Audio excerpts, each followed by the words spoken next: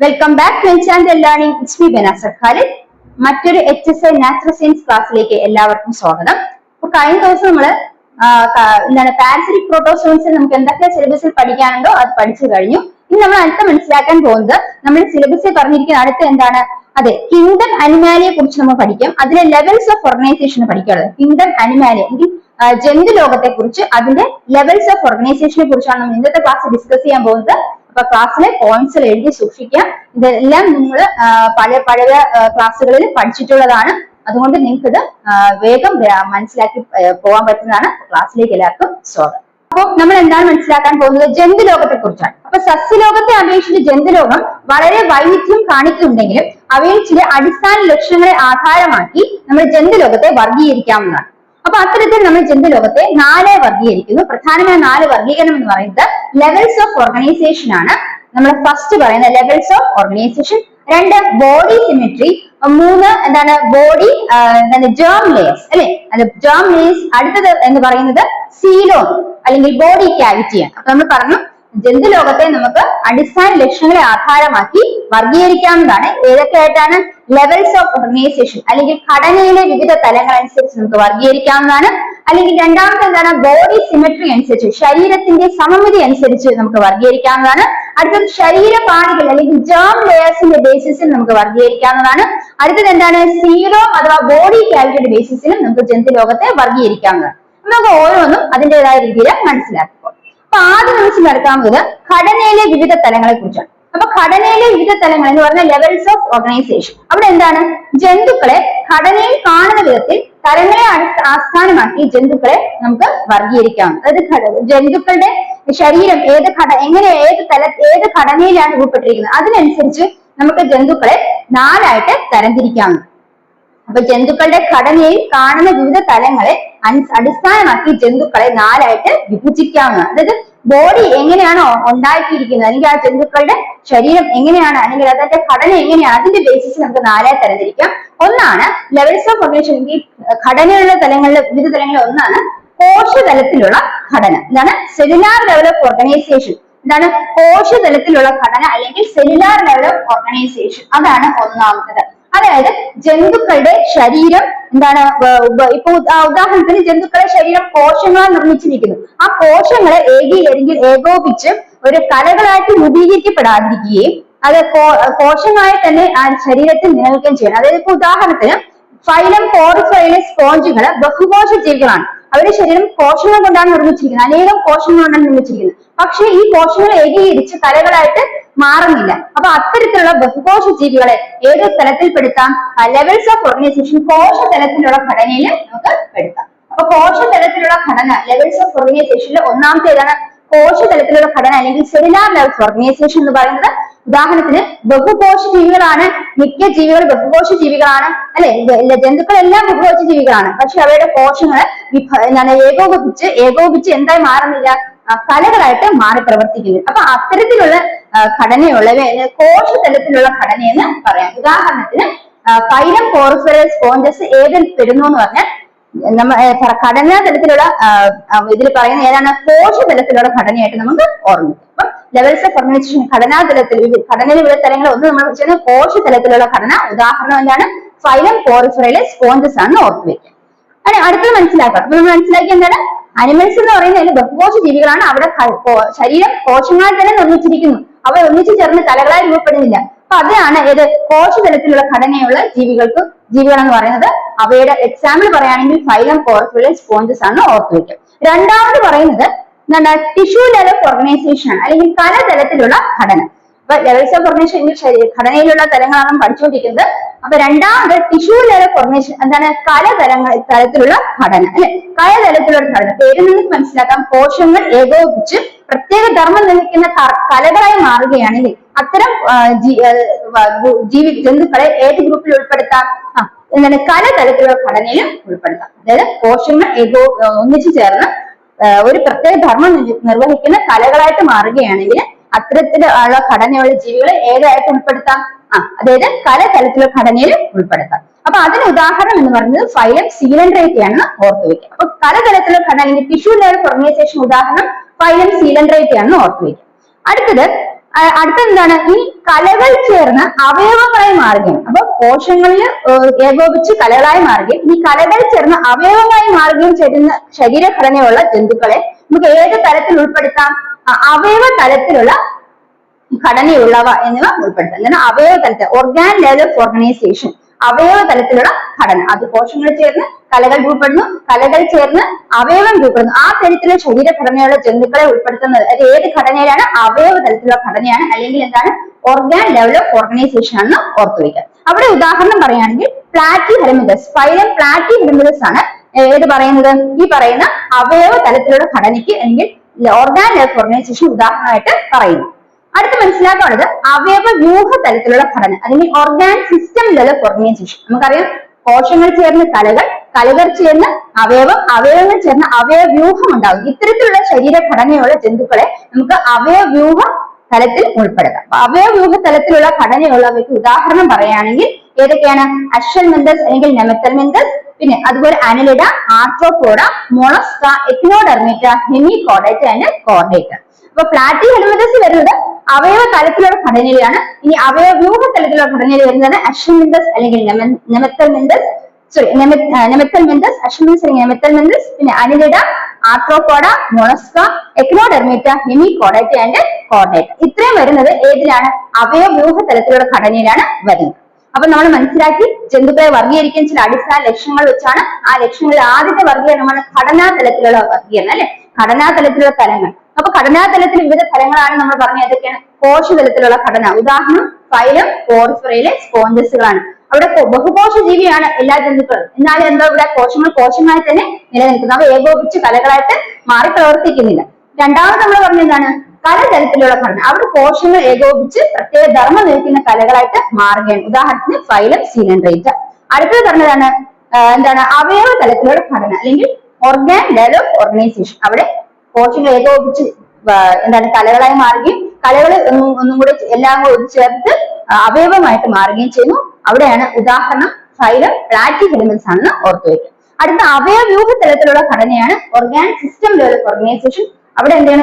കോശങ്ങൾ ഏകോപിച്ച് കലകൾ ഏകോപിച്ച് അവയവങ്ങളെല്ലാം കൂടി ചേർന്ന് ഒരു അവയവ്യൂഹം തന്നെ ഉണ്ടാകും. അത്തരത്തിൽ ഘടനയുള്ള തലങ്ങൾക്ക് ഉദാഹരണം ഏതൊക്കെയാണെന്ന് വെച്ചാൽ അഷൽമെന്തസ്, ഫൈലം അഷൽമെന്തസ് അല്ലെങ്കിൽ നെമത്തൽമെന്തസ്, പിന്നെ എന്താണ്? Annelida, arthropoda, mollusca, echinodermata, hemichordata and chordata. അപ്പൊ ഇത്രയാണ് ഫസ്റ്റ് നമ്മുടെ ക്ലാസിഫിക്കേഷൻ ലെവൽസ് ഓഫ് ഓർഗനൈസേഷൻ അല്ലെങ്കിൽ ഘടനയിലുള്ള വിവിധ തലങ്ങളിൽ മനസ്സിലാക്കാനുള്ളത്. അടുത്ത് നമ്മൾ മനസ്സിലാക്കാൻ പോകുന്നത് നെക്സ്റ്റ് ബോഡി അല്ലെങ്കിൽ ജന്തുക്കളെ വർഗീകരിക്കുന്ന ഏതിന്റെ അടിസ്ഥാനത്തിലാണ്? അതെ, ശരീരത്തിന്റെ സമമിതി, അല്ലെ? ബോഡി സിമെട്രി അനുസരിച്ചാണ് അടുത്ത ജന്തുക്കളെ വർഗീകരിക്കുന്നത്.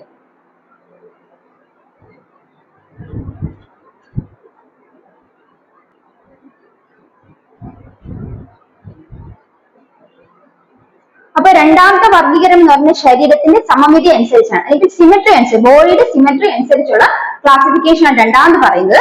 അതായത് ജന്തുക്കളെ അവയുടെ ശരീരത്തിന്റെ സമമിതി അനുസരിച്ച്, ഒരു ജീവിയുടെ എന്താണ് ജീവിയുടെ ശരീരത്തിന്റെ വിന്യാസം അനുസരിച്ച് എന്താണ് ജീവികളെ മൂന്നായിട്ട് തരംതിരിച്ചിരിക്കുന്നു. അപ്പൊ ശരീരത്തിന്റെ വിന്യാസം അനുസരിച്ച് ജീവികൾ ജന്തുക്കളെ മൂന്നായിട്ട് തരംതിരിച്ചിരിക്കുന്നു. ഏതൊക്കെയാണ്? അസമമിതി അല്ലെങ്കിൽ അസിമെട്രി, ഇനി വ്യാസാർത്ഥ സമമിതി അല്ലെങ്കിൽ അരീയ സമമിതി അല്ലെങ്കിൽ റേഡിയൽ സിമെട്രി എന്ന് പറയപ്പെടുന്നു.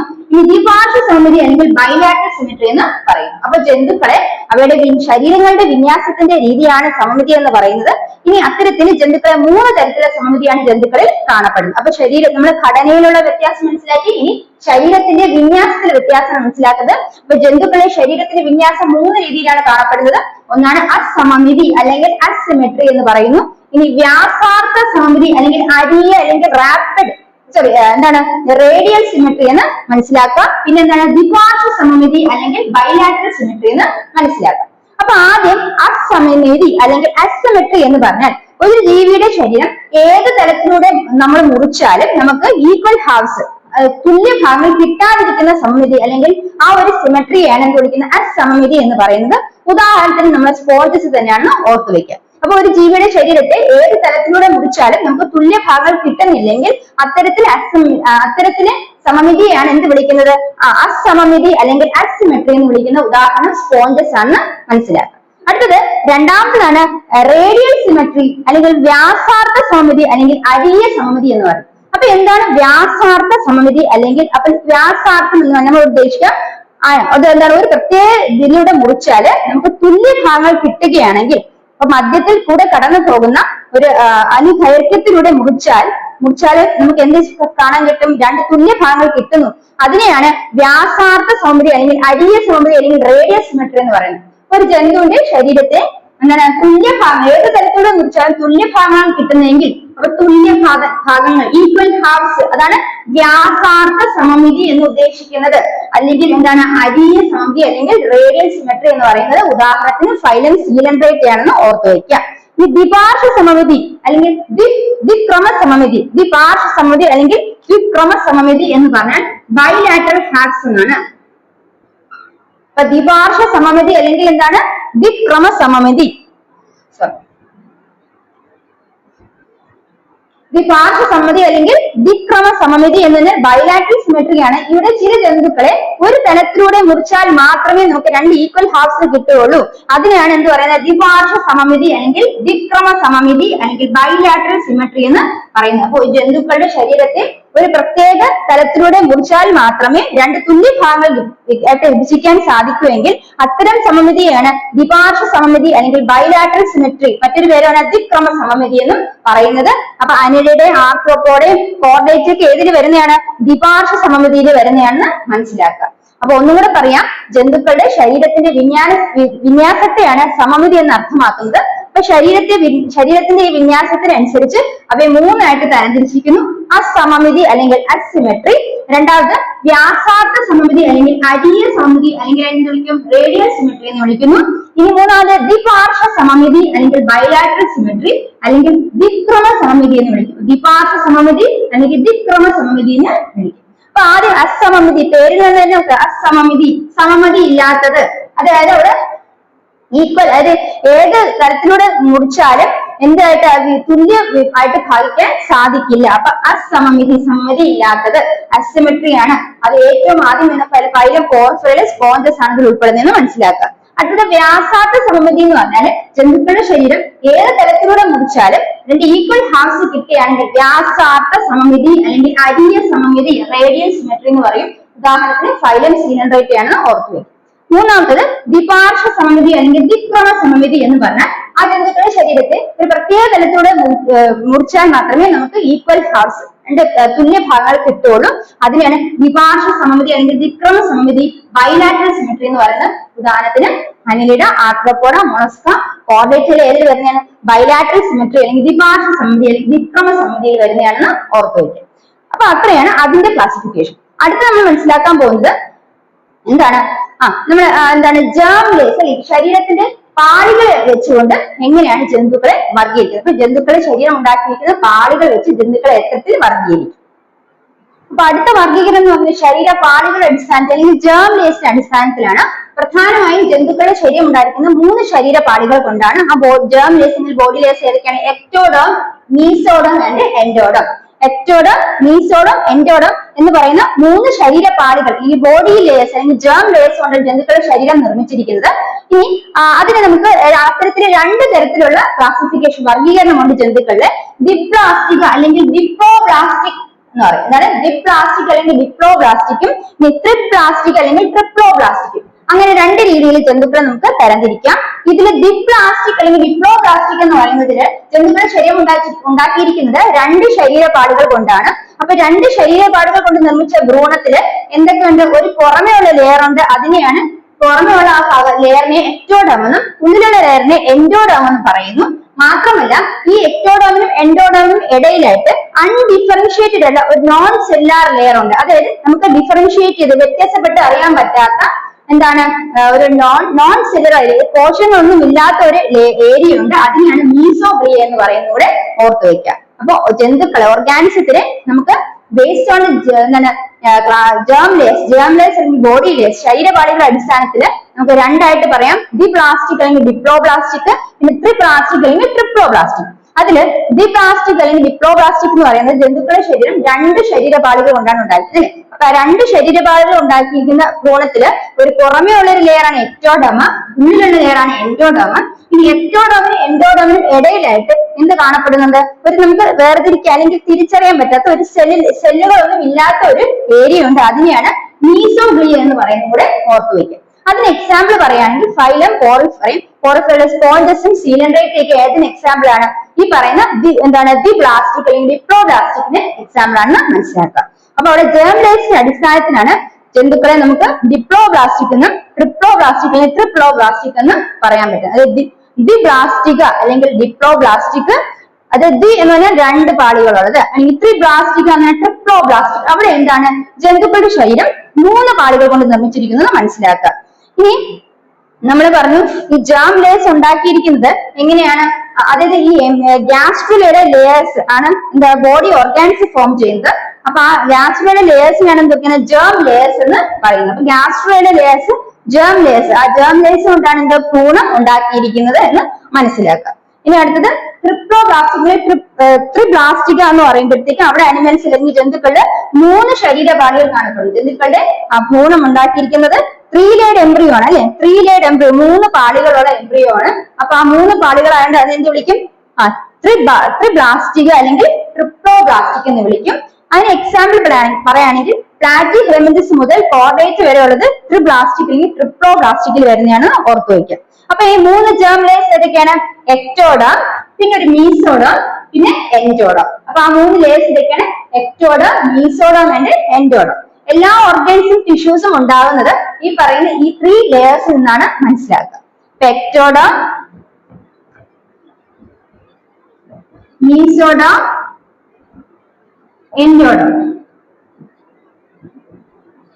Ectoderm, mesoderm and endoderm. Triblastic അല്ലെങ്കിൽ ട്രിപ്ലോബ്ലാസ്റ്റിക്കില് ഓർഗാനിസത്തിന്റെ ബോഡി ഉണ്ടാക്കിയിരിക്കുന്നത് ഒരു 3 ലേയർഡ് എംബ്രിയോ കൊണ്ടാണ്. അപ്പൊ ഓർഗാനിസിന്റെ ബോഡിയിൽ 3 ലേയർഡ് എംബ്രിയോ ഉണ്ട്.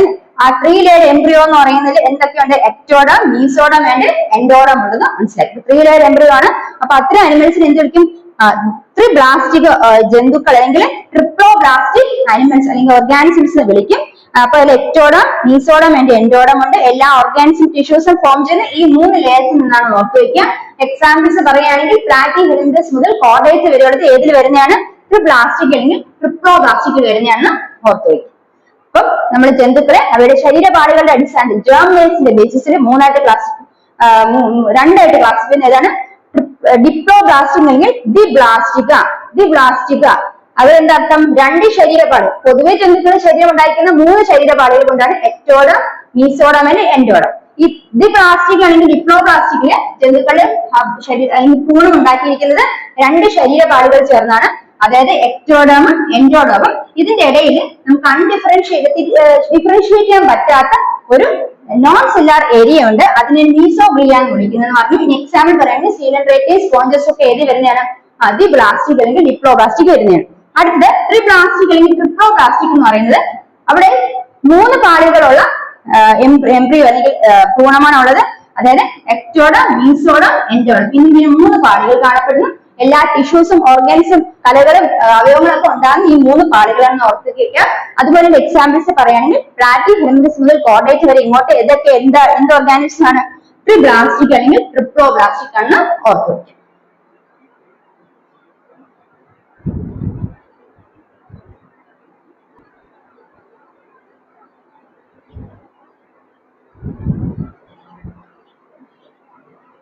അപ്പൊ അടുത്ത ജന്തുലോകത്തിൽ നമുക്ക് എപ്രകാരം വർഗീകരിക്കാം? സീലോം അല്ലെങ്കിൽ ബോഡി ക്യാവിറ്റിയുടെ അടിസ്ഥാനത്തിൽ നമുക്ക് വർഗീകരിക്കാം. അതിൽ ആദ്യം മനസ്സിലാക്കുന്നത് എന്താണ് ബോഡി ക്യാവിറ്റി അല്ലെങ്കിൽ സീലോം എന്ന് പറയുന്നത്? അത് ഒരു ഫ്ലൂയിഡ് ഫിൽഡ് ക്യാവിറ്റിയാണ്. ഒരു ദ്രവം നിറഞ്ഞ ഒരു അറയാണ്. ഏതിനിടയിൽ കാണപ്പെടുന്ന അതായത് ശരീരത്തിന്റെയും ബോഡി പാളിന്റെയും ഡൈജസ്റ്റീവ് ട്രാക്ടിന്റെയും ഇടയിൽ കാണപ്പെടുന്ന ഒരു ഫ്ലൂയിഡ് ഫിൽഡ് ക്യാവിറ്റിയാണ് സീലം അല്ലെങ്കിൽ ബോഡി ക്യാവിറ്റി എന്ന് പറയുന്നത്. അപ്പൊ അതിന്റെ അടിസ്ഥാനത്തിൽ നമുക്ക് ജന്തുക്കളെ വർഗീകരിക്കാം. ആദ്യമായിട്ട് അസീലോമിയങ്ങൾ അല്ലെങ്കിൽ അസീലോമേറ്റ്സ്. അസീലോമേറ്റ്സ് എന്താണ്? അസീലോമിയങ്ങൾ എന്നാണ് പറയുന്നത്. അസീലോമേറ്റ്സ് അല്ലെങ്കിൽ അസീലോമിയങ്ങൾ. അവിടെ എന്താണ്? അസീലോമിയങ്ങൾ എന്ന് പറഞ്ഞാൽ അവിടെ എന്തില്ല? ഈ പറയുന്ന സീലം അല്ലെങ്കിൽ ബോഡി ക്യാവിറ്റി ഇല്ലെന്നാണ് മനസ്സിലാക്കുന്നത്. ആണോ? അസീലോമിയങ്ങൾ എന്ന് പറഞ്ഞാൽ ആ ബോഡി ക്യാവിറ്റി മീസോഡോമിൽ നിന്നുള്ള മീസോഡോമിൽ നിർമ്മിതമായ പാരൻകൈമ സെല്ലുകൾ കൊണ്ട് കോശങ്ങൾ കൊണ്ട് നിറഞ്ഞിരിക്കും. അവിടെ ബോഡി ക്യാവിറ്റിയിൽ എന്ത് കാണും? ബോഡി ക്യാവിറ്റിയിലെ മീസോഡോം എന്ന് പറഞ്ഞ പാരൻകൈമ കോശങ്ങൾ കൊണ്ട് നിറഞ്ഞതായിരിക്കും എന്ന് മനസ്സിലാക്കും. മീസോഡോം ബിൽഡ് വിത്ത് പാരൻകൈമ സെൽസ്. അപ്പൊ ഇവിടെ അസീലോമിയങ്ങൾ എങ്കിൽ അസീലോമേറ്റ്സില് ബോഡി ക്യാവിറ്റിയിലെ മീസോഡം പാരൻകൈമ കോശങ്ങൾ കൊണ്ട് നിറഞ്ഞിരിക്കുമെന്ന് മനസ്സിലാക്കുക. അപ്പൊ അസീലോമിയങ്ങൾ അല്ലെങ്കിൽ അസീലോമേറ്റ്സ് എന്ന് പറഞ്ഞാൽ എന്താണ്? അവിടെ മീസോഡം അല്ലെങ്കിൽ ബോഡി ക്യാവിറ്റിയിലെ മീസോഡം ഉണ്ട്. ആ മീസോഡം എങ്ങനെ പാരൻകൈമ കോശങ്ങൾ നിറഞ്ഞിരിക്കുമെന്ന് മനസ്സിലാക്കി വെക്കാം. മീസോഡമിൽ നിർമ്മിതമായ പാരൻകൈമ കോശങ്ങളോടെയാണ് ബോഡി ക്യാവിറ്റി കാണപ്പെടുന്നത്. ബോഡി ക്യാവിറ്റിയിൽ നിന്നുള്ള മീസോഡോമിൽ നിന്ന് ഡിറൈവ് ചെയ്ത പാരൻകൈമ കോശങ്ങൾ കാണപ്പെടുമെന്ന് മനസ്സിലാക്കുക. അസീലോമിയങ്ങൾക്ക് ഉദാഹരണമാണ് പ്ലാറ്റിഹെൽമിന്തസ്. ഫൈലം പ്ലാറ്റിഹെൽമിന്തസ് ഏതിൽ വരുന്നു? അസീലോമേറ്റ്സിൽ അല്ലെങ്കിൽ അസീലോമിയങ്ങൾക്ക് ഉദാഹരണമായിട്ട് വരുന്നു. അതായത് അവിടെ ബോഡി ക്യാവിറ്റി മീസോഡോമിൽ നിന്നും നിർമ്മിതമായ പാരൻകൈമ കോശങ്ങൾ കൊണ്ടാണ് കാണപ്പെടുന്നത്. മനസ്സിലായോ? അപ്പൊ ബോഡി ക്യാവിറ്റിയിൽ എന്തുണ്ട്? മീസോഡെർമിൽ നിർമ്മിതമായ പാരൻകൈമ കോശങ്ങൾ നിറഞ്ഞിരിക്കുന്നതാണെങ്കിൽ അത്തരം ബോഡി ക്യാവിറ്റിയുടെ ജന്തുക്കളെ എന്ത് വിളിക്കും? അസീലോമിയങ്ങൾ അല്ലെങ്കിൽ അസീലോമേറ്റ്സ് വിളിക്കും. ഉദാഹരണത്തിന് പ്ലാറ്റിഹെൽമിന്തസ് ആണെന്ന് ഓർത്തു വെക്കാം. അടുത്തത് കപട സീലോമിയങ്ങൾ അല്ലെങ്കിൽ സ്യൂഡോസീലമേറ്റ്സ് എന്ന് പറയും. കപട സീലോമിയങ്ങൾ എന്ന് പറയുന്നത് അവിടെ എന്തില്ല? ബോഡി ക്യാവിറ്റി ലൈൻ ചെയ്ത് മീസോഡോം കാണില്ല. പകരം മീസോഡം എന്ന് പറയുന്നത് ബോഡി ക്യാവിറ്റിക്കകത്ത് പൗച്ചസ് ആയിട്ട് കാണപ്പെടുന്നു. എക്ടോഡമിനും എൻഡോഡമിനും ഇടയില് മീസോഡം എന്താണ്? പൗച്ചസ് ആയിട്ട് സ്കാറ്റർ ചെയ്ത് കാണപ്പെടുന്നു. ബോഡി ക്യാവിറ്റി ലൈൻ ചെയ്ത് മീസോഡം കാണില്ല. പക്ഷെ നമ്മൾ പറഞ്ഞു അസീലോമിയങ്ങളില് ബോഡി ക്യാവിറ്റിന് മീസോഡം പാരൻകൈമ കോശങ്ങൾ കൊണ്ട് നിറഞ്ഞിരിക്കും എന്ന് പറഞ്ഞു. അതിന് എക്സാമ്പിൾസ് എന്ന് പറയുന്നത് പ്ലാറ്റിഹെൽമിന്തസ് ആണ്. ഇനി കപട സീലോമിയങ്ങൾ എന്ന് പറയുന്നിടത്ത് ബോഡി ക്യാവിറ്റി ലൈൻ ചെയ്ത് മീസോഡം കാണില്ല. എക്ടോഡമിനും എൻഡോഡമിനും ഇടയിൽ മീസോഡം സ്കാറ്റർ ചെയ്ത് കാണപ്പെടുന്നു. Mesoderm is scattered as pouches, scattered pouches in between ectodon and endodon. എക്ടോഡമിനും എൻഡോഡമിനും ഇടയിൽ മീസോഡം പൗച്ചസ് ആയിട്ട് സ്കാറ്റർ ചെയ്ത് കാണപ്പെടുന്നു. എവിടെയാണ്? കപട സീലോമിയങ്ങളിൽ സ്യൂഡോസീലമേറ്റ്സ്. ഇപ്പൊ മനസ്സിലായോ? അതിന് എക്സാമ്പിൾ പറയുകയാണെങ്കിൽ അസീലോമിയങ്ങൾ ഏതിൽ വരുന്നതാണ്? സ്യൂഡോസീലമേറ്റ്സ് അല്ലെങ്കിൽ കപട സീലോമിയങ്ങളിൽ വരുന്നതാണെന്ന് മനസ്സിലാക്കാം. അടുത്തത് സീലോമേറ്റ്സ് അല്ലെങ്കിൽ ട്രൂ സീലോമേറ്റ്സ് അല്ലെങ്കിൽ സീലോമിയങ്ങൾ എന്ന് പറയുമ്പോൾ അവിടെ എന്തുണ്ട്? ബോഡി ക്യാവിറ്റിയിൽ ലൈൻ ചെയ്ത മീസോഡോം ഉണ്ട്. ആ മീസോഡോം ലൈൻ ചെയ്ത ബോഡി ക്യാവിറ്റിയാണ് എന്ത് വിളിക്കുന്നത്? സീലം എന്ന് വിളിക്കുന്നത്. അപ്പൊ body cavity which is lined by mesoderm is called coelom. അപ്പൊ നമ്മൾ നേരത്തെ പറഞ്ഞു എന്താണ്? ബോഡി വാളിനും ഡൈസ്റ്റാക്റ്റും ഇടയ്ക്ക് ഫ്ലൂയിഡ് ഫിൽഡ് ക്യാവിറ്റി ഉണ്ടല്ലേ? ആ ഫ്ലൂയിഡ് ഫിൽഡ് ക്യാവിറ്റി മീസോഡോം കൊണ്ട് ലൈൻ ചെയ്തിരിക്കുന്നു. അപ്പൊ അതിനെയാണ് എന്ത് വിളിക്കുന്നത്? സീലം. ഇത് എവിടെ പ്രസന്റ് ആണ്? സീലോമേറ്റ്സ് അല്ലെങ്കിൽ സീലോമിയങ്ങൾ കാണപ്പെടുന്നു. അതിന് എക്സാമ്പിൾ ആണ് അനലിഡ്സ്, മൊളക്സ്, ആർത്രോപോഡ, പിന്നെ എക്നോഡെർമേറ്റ്, ഹെമികോഡേറ്റ്, കോഡേറ്റസ്. ഏത് എക്സാമ്പിൾ ആണ്? ഈ സീലോമിയങ്ങൾ അല്ലെങ്കിൽ സീലോമേറ്റ്സ് അല്ലെങ്കിൽ ട്രൂ സീലമുള്ളവയ്ക്ക് എക്സാമ്പിൾ ആണെന്ന് ഓർത്തു വയ്ക്കുക. ബോഡി ക്യാവിറ്റി അനുസരിച്ച് നമുക്ക് ജന്തുക്കളെ മൂന്നായിട്ട് തരംതിരിക്കാം. അസീലോമിയങ്ങൾ അല്ലെങ്കിൽ അസീലോമേറ്റ്സ്, കപട സീലോമിയങ്ങൾ അല്ലെങ്കിൽ സ്യൂഡോസീലമേറ്റ്സ്, പിന്നെ സീലോമിയങ്ങൾ അല്ലെങ്കിൽ സീലോമേറ്റ്സ്. അതില് അസീലോമിയങ്ങൾ എന്ന് പറയുന്നത് നമ്മൾ പറഞ്ഞു ബോഡി ക്യാവിറ്റിയിൽ മീസോഡം എങ്ങനെയാ? പാരൻകൈമ സെല്ലുകൾ കൊണ്ട് നിറഞ്ഞിരിക്കും. പാരൻകൈമ കോശം കൊണ്ട് നിറഞ്ഞിരിക്കും. അപ്പം അതിന് എക്സാമ്പിൾ ആണ് ഏത്? പ്ലാറ്റിഹെൽമിന്തസ് ഓർത്തു വെക്കാം. ഇനി കപട സീലോമിയങ്ങൾ സ്യൂഡോസീലമേറ്റ്സ് അവിടെ ബോഡി ക്യാവിറ്റി ലൈൻ ചെയ്ത് മീസോഡം കാണില്ല. പകരം മീസോഡം എക്ടോഡമിനും എൻഡോഡമിനും ഇടയിൽ പൗച്ച് സെറ്റ് സ്കാറ്റർ ചെയ്ത് കാണപ്പെടുന്നു. അതിന് എക്സാമ്പിൾ ആണ് എന്താണ്? അസീലോമിയൻസ്. സീലോമേറ്റ്സിന് എക്സാമ്പിൾ ആണ് പ്ലാറ്റിഹെൽമിന്തസ്. സീഡോസീലമേറ്റ്സിന് എക്സാമ്പിൾ ആണ് അസീലോമിയൻസ് എന്ന് ഓർത്തു വയ്ക്കാം. അടുത്തത് സീലോമേറ്റ്സ് എന്ന് പറഞ്ഞാൽ ബോഡി ക്യാവിറ്റി അല്ലെങ്കിൽ സീലം അവിടെ പ്രസന്റ് ആണ്. ബോഡി ക്യാവിറ്റി ലൈൻ ചെയ്ത് മീസോഡം കാണപ്പെടുന്നു. അതിനെയാണ് എന്ത് വിളിക്കുന്നത്? സീലം എന്ന് പറയുന്നത്. അപ്പൊ അതുള്ള ഓർഗാനിസത്തിനെയാണ് സീലോമിയങ്ങൾ അല്ലെങ്കിൽ ട്രൂ സീലോമേറ്റ്സ് എന്ന് വിളിക്കുന്നത് അല്ലെങ്കിൽ സീലോമേറ്റ്സ് വിളിക്കുന്നത്. അപ്പൊ ഇങ്ങോട്ട് അനിലിഡ, ആർത്രോപോഡ, മൊളസ്ക്, എക്നോഡെർമേറ്റ്, ഹെമികോഡേറ്റ, കോഡേറ്റയിൽ ഏതിൽ വരുന്നതാണ്? സീലോമേറ്റ്സ് അല്ലെങ്കിൽ ട്രൂ സീലമുള്ളവ അല്ലെങ്കിൽ സീലോമിയങ്ങൾ ഉൾപ്പെടുന്നതാണെന്ന് ഓർത്തു വയ്ക്കുക. അപ്പൊ ഇന്നത്തെ ക്ലാസ്സിൽ നമ്മൾ ജന്തുലോകത്തിന്റെ വർഗീകരണമാണ് പഠിച്ചത്. ജന്തുലോകത്തെ നമ്മൾ ആദ്യം ബേസിക് ആയിട്ട് പറഞ്ഞു അടിസ്ഥാന ലക്ഷണങ്ങളെ അനുസരിച്ച് നാലായിട്ട് വർഗീകരിച്ചു. ഏതൊക്കെയാണ്? ഘടനാതലത്തിൽ വർഗീകരണം, ലെവൽസ് ഓഫ് ഓർഗനൈസേഷൻ. അടുത്ത ശരീരത്തിന്റെ സമമിതി അനുസരിച്ച്, ബോഡി സിമെട്രി അനുസരിച്ച്. 3 പറഞ്ഞതാണ് ബോഡി ലേയേഴ്സ് അല്ലെങ്കിൽ ജേം ലേയേഴ്സ് അല്ലെങ്കിൽ ശരീരപാളികൾ അനുസരിച്ച്. 4 പറഞ്ഞതോ ബോഡി ക്യാവിറ്റി അല്ലെങ്കിൽ സീലത്തിന്റെ അടിസ്ഥാനത്തിൽ. അതിനുള്ള ആദ്യം ലെവൽസ് ഓഫ് ഓർഗനൈസേഷൻ നമ്മൾ പഠിച്ചു. എന്താണ്? കോശതലത്തിലുള്ള ഘടന, പിന്നെ എന്താണ്? തലതലത്തിലുള്ള ഘടന, അവയവ തലത്തിലുള്ള ഘടന, പിന്നെ അവയവ്യൂഹ തലത്തിലുള്ള ഘടന. അടുത്ത പഠിച്ച എന്താണ്? സമമിതിയെ കുറിച്ച് വെച്ചല്ലേ? സമമിതി അനുസരിച്ച് അസമമിതി പഠിച്ചു. പിന്നെ വ്യാസാർത്ഥ സമമിതി അല്ലെ? വ്യാസാർത്ഥ സമമിതി അല്ലെങ്കിൽ അരീയ സമമിതി റേഡിയൽ സിമെട്രി പഠിച്ചു. പിന്നെ ദ്വിപാർശ്വ സമമിതി അല്ലെങ്കിൽ ദ്വിക്രമ സമമിതി അല്ലെങ്കിൽ ബൈലാറ്ററൽ സിമെട്രിയും നോക്കി. അതിനുശേഷം നമ്മൾ പഠിച്ചത് എന്താണ്? സമമിതി കഴിഞ്ഞു. അതിനുശേഷം പഠിച്ചത് ജേം ലേസ് അല്ലെങ്കിൽ ശരീരപാളികൾ അനുസരിച്ച് നമുക്ക് പറയാം ഡിബ്ലാസ്റ്റിക് അല്ലെങ്കിൽ ഡിപ്ലോബ്ലാസ്റ്റിക് അല്ലെങ്കിൽ ട്രിബ്ലാസ്റ്റിക് അല്ലെങ്കിൽ ട്രിപ്ലോബ്ലാസ്റ്റിക്. ഇനി അടുത്ത ലാസ്റ്റ് നമ്മൾ പറഞ്ഞത് എങ്ങനെയാണ് വർഗീകരിച്ചത്? ബോഡി ക്യാവിറ്റിയിലെ ശീലത്തിന്റെ ബേസിസിൽ എന്താണ് അസീലോമിയങ്ങൾ, അസീലോമേറ്റ്സ്, പിന്നെ കപട സീലോമിയങ്ങൾ, സീഡോസീലോമേറ്റ്സ്, ലാസ്റ്റ് പറഞ്ഞ എന്താണ് സീലോമേറ്റ്സ് അല്ലെങ്കിൽ സീലോമിയങ്ങൾ അല്ലെങ്കിൽ ട്രൂ സീലോമേറ്റ്സ് എന്ന് പറയുന്നു.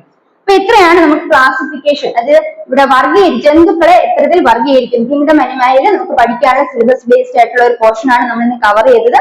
ഈ ക്ലാസ് നിങ്ങൾക്ക് യൂസ്ഫുൾ ആയെങ്കിൽ തീർച്ചയായും ചാനൽ സബ്സ്ക്രൈബ് ചെയ്യാം. അപ്പൊ അടുത്ത ക്ലാസ്സിനെ വെയിറ്റ് ചെയ്യാം. Bye from me. Thank you.